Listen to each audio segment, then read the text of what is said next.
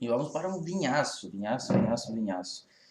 Se eu também não sabia o que era, né? Tomei e depois me disseram. É um De Martino Três Volcanes Chardonnay, do Vale do Maieco. Mas, assim, ó, é um vinho extremamente interessante por vários motivos. A primeira coisa que eu diria, ele é um vinho de um vinho de 2013 e é um vinho extremamente estruturado e interessante. Aquela velha história que a idade do vinho não necessariamente diz tudo, né? Tem a ver também com sanidade, condições de cultivo e tudo mais. Próprio rendimento, por aí vai.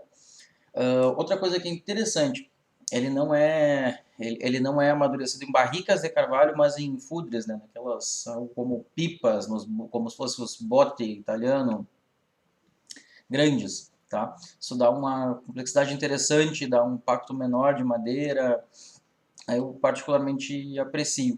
Em um vinho bem estruturado. A única coisa dele para mim um pouco alcoólico demais, 13,5. Chega a ser um pouquinho quente, 13,5. Um vinho de 13 mil garrafas, mais 120 Magnums. Ah, e de pé franco, tinha esquecido de comentar isso aqui. Sim, 13,5. Mas ainda assim com uma boa acidez, uma boa estrutura, e a madeira muito bem casada, com um certo amanteigado, com os aromas próprios, até mesmo alguma coisa de coco, sem ser alguém carregando de alguma coisa, sem ser invasivo, assim. Boa complexidade, bem interessante. Vamos passar aqui para ele, para a ficha dele. Inclusive não tem muita coisa. Só diz que ele tem, né, mais que 6 meses de madeira, acham que é de corpo 2, concordo, não é exatamente extremamente intenso, perdão, de tânico aqui, falei intenso. Acidez eu achei que era moderadamente. Maia é uma sub-região do Maipo. E um vinho para 10 anos mais, eu acho um pouco de exagero. E acho que ele já está muito bom assim, inclusive. Eu não sei se eu apostaria em envelhecê-lo.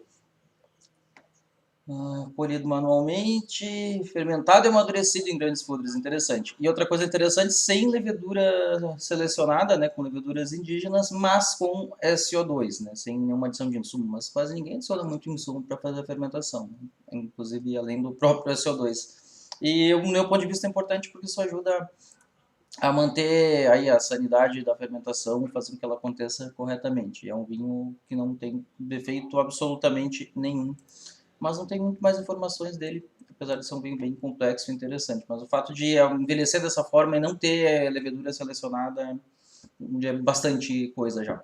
E fica como dica, mas o valor dele realmente não é muito baixo. E eu acho que os próximos decaem um pouquinho, mas vamos lá.